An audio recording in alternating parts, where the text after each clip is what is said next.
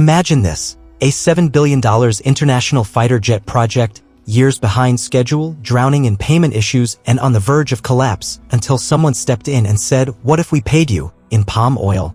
No, seriously. That's exactly what happened. In today's deep dive, we're unpacking the unbelievable story of the KF-21 Boramae fighter jet. A story of broken promises, geopolitical chess, tech ambition, and one very creative barter deal. Hey there, welcome to South Defense, and if you've ever wondered what happens when modern warfare meets agricultural exports, you're about to find out. But this isn't just about jets. It's about partnerships, pride, and how two nations clawed their way back from a billion-dollar standoff. This story has tension, negotiation drama, and yes, coffee beans. The Boramae reboot, how South Korea and Indonesia saved their fighter jet dream. Okay, let's rewind. What exactly is the KF-21 Boramae? Back in 2010, South Korea launched what was, for them, a moonshot, their own next-gen fighter jet, codenamed KF-21. By 2015, it became official, renamed the KF-21 Boramae, meaning Young Hawk in Korean. Sleek, supersonic, and capable of replacing aging jets like the F-4 Phantom and F-5 Tiger. But South Korea wasn't going it alone. Indonesia joined the venture, agreeing to fund 20% of the project, roughly $1.2 billion USD. In return, they'd receive 48 jets and, crucially, technology transfer to bolster their own aerospace sector. This was more than a military deal. It was a geopolitical partnership. It was a bet. But there was one problem. Money. From as early as 2016, just a year after the formal launch, Indonesia started falling behind on payments. By 2020, they were $500 billion short. And by late 2023, they had only paid a fraction, just $203 million out of the $1.2 billion owed. That's like agreeing to build a skyscraper and then showing up with enough money to buy some bricks and a ladder. Naturally, South Korea wasn't thrilled. Talks stalled. Tensions rose. They even hinted Indonesia might be dropped from the program entirely. This was more than just overdue invoices. For South Korea, it was credibility on the world stage. For Indonesia, it was about access to cutting-edge tech they couldn't afford to lose. By 2024, both sides were circling the drain. But then something changed. In May 2024, Indonesia proposed a new deal. A dramatically smaller stake, just 7.5% instead of 20%. And here's the kicker, they wanted to partially pay with commodities. Yeah, fighter jets for palm oil and coffee. I know what you're thinking. What kind of defense ministry accepts coffee beans for fighter jets? But South Korea surprisingly listened. By August 2024, the framework was in place. And on June 10, 2025, during the Indo-Defense Expo in Jakarta, they inked a new deal. $600 billion. That's about $438 million. A little over a third of the original figure. And yes, a chunk of that would come through barter. It was official. The KF-21 program had been saved from collapse to comeback. Coming up, we're diving deeper into what this new deal means for South Korea, for Indonesia, and the global arms market. We'll explore Hanwha Aerospace's surprising takeover, why fighter jets might now smell like roasted beans, and whether this bold gamble actually sets a new precedent in international defense deals. This isn't just military history. It's economic evolution with wings. Let's talk about what went wrong and why it nearly killed the KF-21. It all began with optimism. Back in 2010, when South Korea and Indonesia signed their initial Memorandum of Understanding, MOU, it seemed like the perfect fit.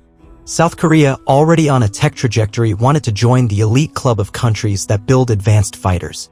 Indonesia, meanwhile, saw a chance to leapfrog decades of R&D by collaborating and learning. The plan was simple on paper. South Korea would fund 60% of the project. Indonesia would pay 20%. And Korea Aerospace Industries (KAI) would oversee the jet's development with Indonesian engineers embedded in the process. The reward? For Korea, a domestic fighter, industrial growth, and export potential. For Indonesia, 48 advanced jets and precious technology transfer, the holy grail of defense partnerships. Sounds fair, right? The tech transfer piece was crucial. Indonesia wasn't just buying jets. They were buying into the future. But the paperwork glow faded quickly. By 2016, just a year after the formal launch, Indonesia missed its first big payment. Why? Several reasons. 1. Budget constraints. Indonesia's economy was being stretched. 2. Internal politics. There were changes in leadership at state-run PT Dirgantara Indonesia (PTDI). 3. Unclear value proposition. Reports suggest some Indonesian lawmakers questioned if they were really getting access to top-tier tech or just the scraps.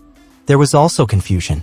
Some within Indonesia believed they'd get full design access. Others claimed the deal was more limited, and that lack of clarity turned into hesitation and then delays. And the numbers speak volumes. By 2020, Indonesia had paid just over 278 billion won, roughly $203 million US. That's less than 20% of what was promised. South Korea? They were still forging ahead, paying full freight, building prototypes, testing designs. By late 2023, things had reached a critical point. South Korea's Ministry of Defense went public.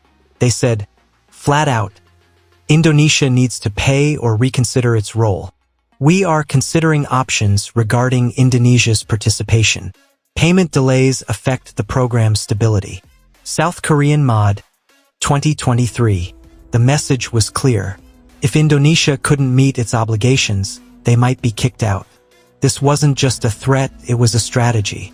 Korea was trying to shake things up, force a decision. Either recommit or get out. The program couldn't afford this limbo forever. And so, the ball was in Indonesia's court. Would they walk away and lose access to everything? Or renegotiate? Meanwhile, prototypes take flight. All this drama was happening while actual jets were being built.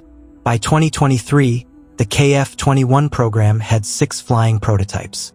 Supersonic tests were underway. European Iris-T missiles were fitted on test flights.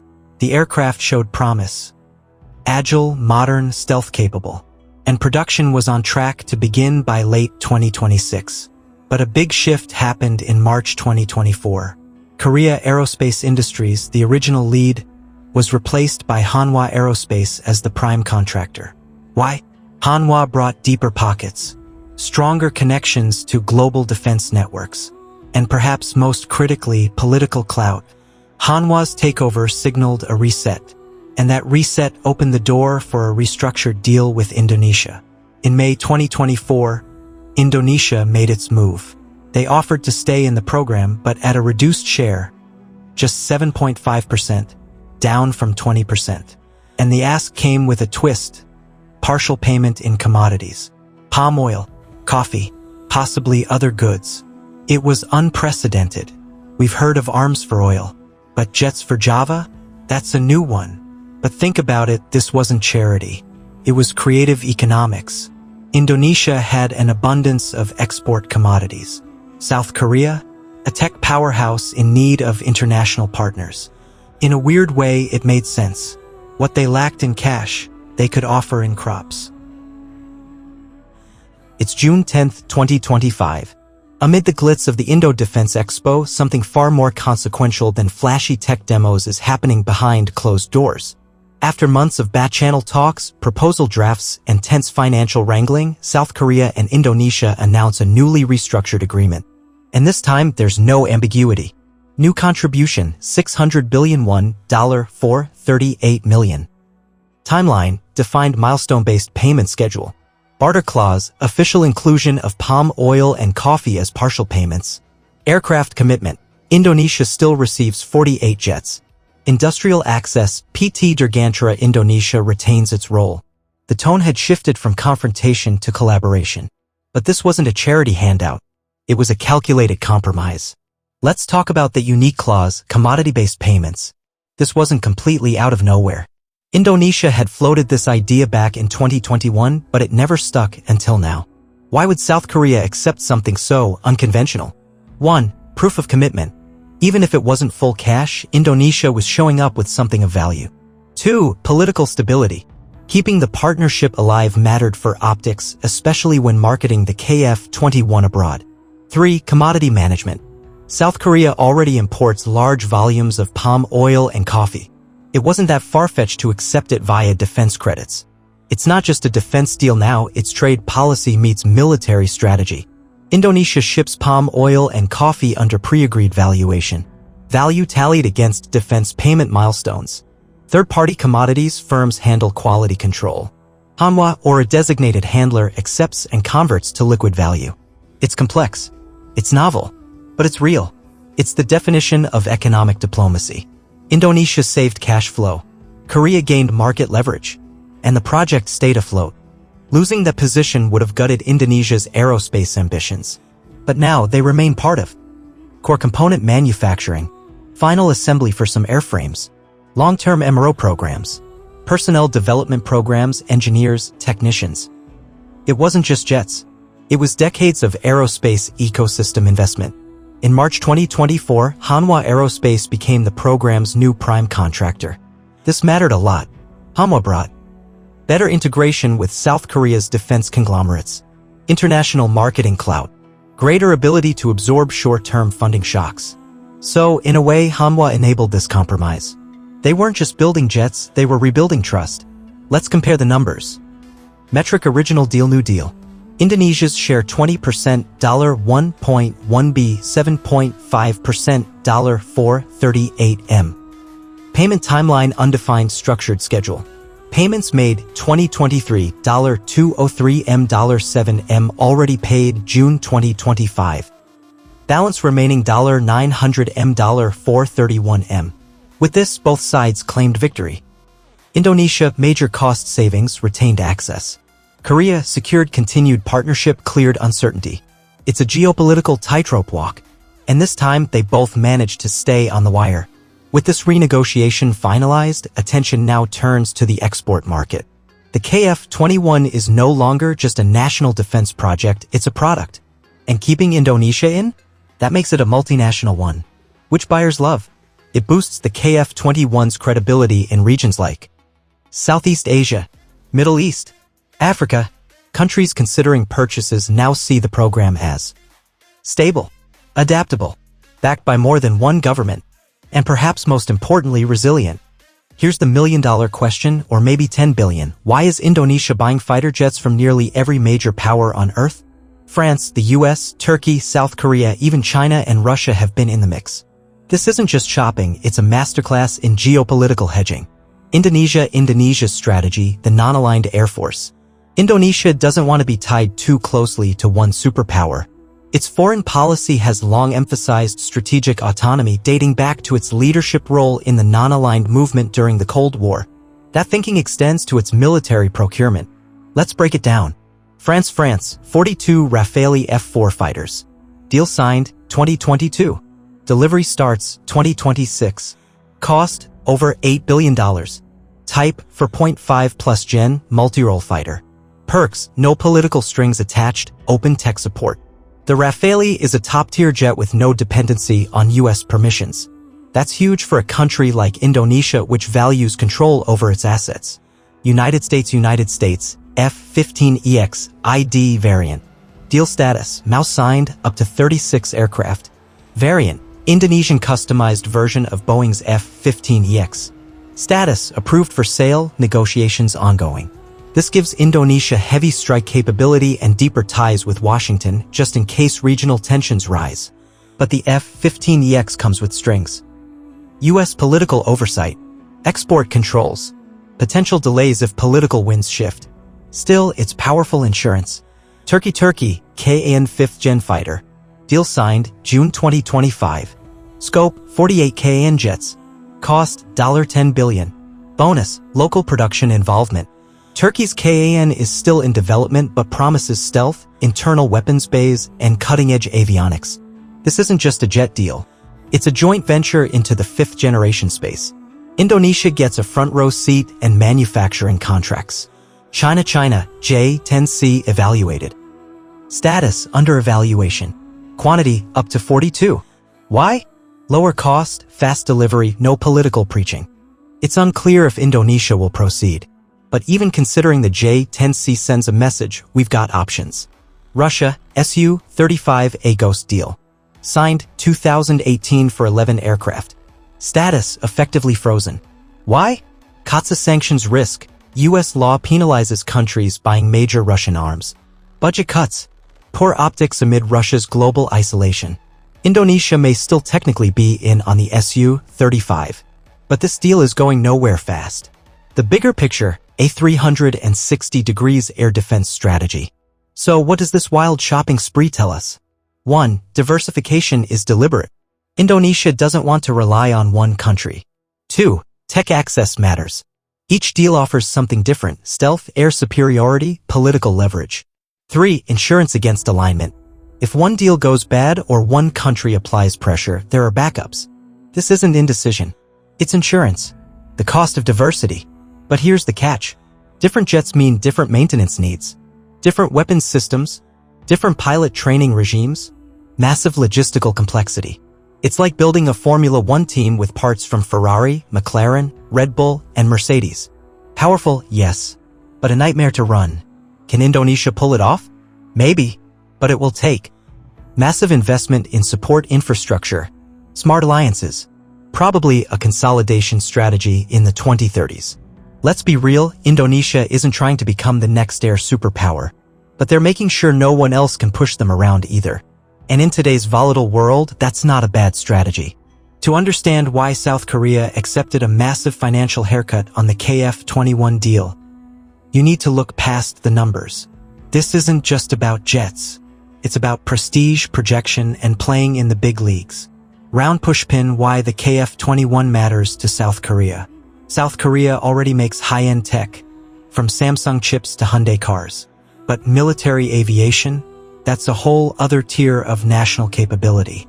The KF-21 represents self-reliance in defense, no more F-4 or F-5 dependency, industrial growth for its aerospace sector, strategic leverage in Southeast Asia and beyond, export credibility in a market dominated by the US, Russia, France, and China.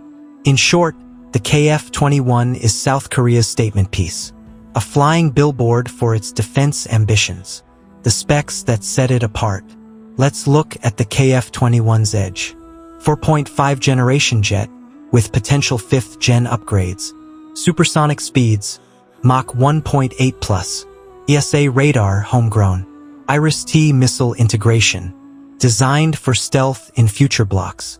This isn't quite an F-35, but it's smarter than a legacy F-16, and a lot more affordable, which leads us to pricing, the secret weapon. Estimated unit cost, $65 million. Maintenance and lifecycle costs significantly lower than F-35 or Rafale. That puts it within reach of countries priced out of US or European jets, but still needing high-end capabilities. Target regions: Southeast Asia, Vietnam, Malaysia, Philippines, Middle East, UAE, Saudi Arabia, Africa, Morocco, Egypt. It's a sweet spot. Cheaper than the big names, better than the cheap ones. Why Indonesia staying in helps exports? Let's be blunt. Selling a jet that your only international partner walked out of? Not a great look. But now, Indonesia staying in, even at a lower stake, signals that the project is stable, adaptable, and collaborative. It tells future buyers, the KF-21 program can survive shocks. South Korea honors partnerships. Tech transfer deals are on the table. That's crucial for smaller or emerging economies looking to build their own capacity. Hanwha's global strategy. Hanwha isn't just building jets. It's becoming a global defense brand. They're pitching KF-21 as a modular, upgradable platform. Flexible payment terms. Indonesia is proof. Tech training and industrial collaboration. Think of it like Samsung. High performance, aggressive pricing, scalable services. This puts South Korea in rare company, able to offer quality, scale, diplomacy, 2026 and beyond, production timeline. Here's the roadmap. 2026, start of full-scale production. 2028 to 29, delivery of first full squadron to South Korean Air Force. 2030s, export deliveries begin, tentative. Mid-2030s, Block 2 upgrades, internal weapons bays, stealth shaping. By 2035, South Korea could be flying a near 5th-gen platform, built at home, sold abroad. Soft power plus hard steel. This isn't just about jets. It's about status. South Korea already exports K-pop, dramas, phones. Now, it's tanks, K2, howitzers, K9, and soon, fighters, KF-21. It's military soft power with afterburners. And the Indonesia deal? It was never about just the money. It was about momentum. Momentum that South Korea is now riding straight into the future of global defense. What if paying for a fighter jet with palm oil wasn't a desperate workaround, but the start of a new trend? Could the Indonesia-South Korea deal be a blueprint for future military collaboration between rich and emerging nations? Let's talk about the barter model, why it worked here and why it might work elsewhere. Why this worked for Indonesia and South Korea. 1. Complementary strengths. Indonesia, commodities, labor force, production facilities. South Korea, tech, capital, R&D infrastructure. 2. A pre-existing industrial link. Indonesia was already building parts of the KF-21. It wasn't a buyer, it was a participant. 3. Shared strategic interest. Both nations benefit from diversifying away from US-centric systems. Both face regional tensions. South China Sea, North Korea. This was not just a barter. It was a bet on mutual need. Could other nations try this? Short answer, yes, but with caveats. Who could do it? India. Massive domestic demand. Strong commodity base. Spices, rice, tech services.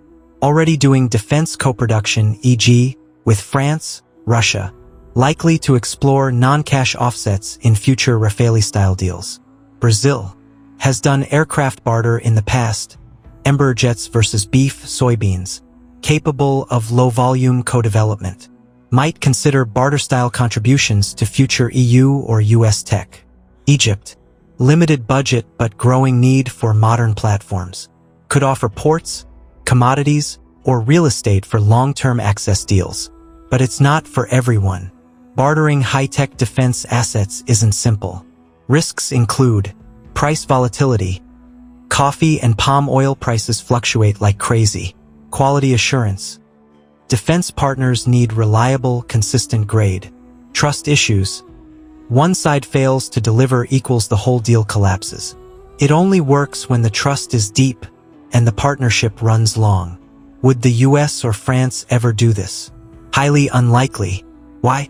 Legal restrictions. Export control systems, e.g. ETAR in the US. Preference for dollar-denominated, full cash deals. Domestic political scrutiny. But middle powers? Regional exporters? Absolutely. South Korea, Turkey, even Brazil, they can afford to get creative because their deals are more bilateral, flexible, and politically agile. A return to the old ways. Here's the funny part. This isn't new. Historically, nations have paid for arms with oil, Iraq, France, Mirage deals. Wheat, USSR's tank trades. Debt swaps, Pakistan, China. What's new? The complexity of the systems being bartered. The transparency in how it's structured. And the fact that it's happening in a time of digital finance and globalization. It might sound strange today, but in 10 years, we could be watching Cocoa for Drones deals between Ghana and Turkey, and nobody will bat an eye. Because when traditional financing breaks down, creativity becomes policy. At first glance, it sounds absurd. A $7 billion defense partnership nearly collapses, and then survives on a shipment of beans and barrels of oil? But look closer, and it's something far more profound. A masterclass in international adaptation. This wasn't just a rescue, it was a reset. The KF-21 project nearly fell apart not because of failure, but because of reality. Budgets tighten, priorities shift, politics complicate, but the vision stayed intact.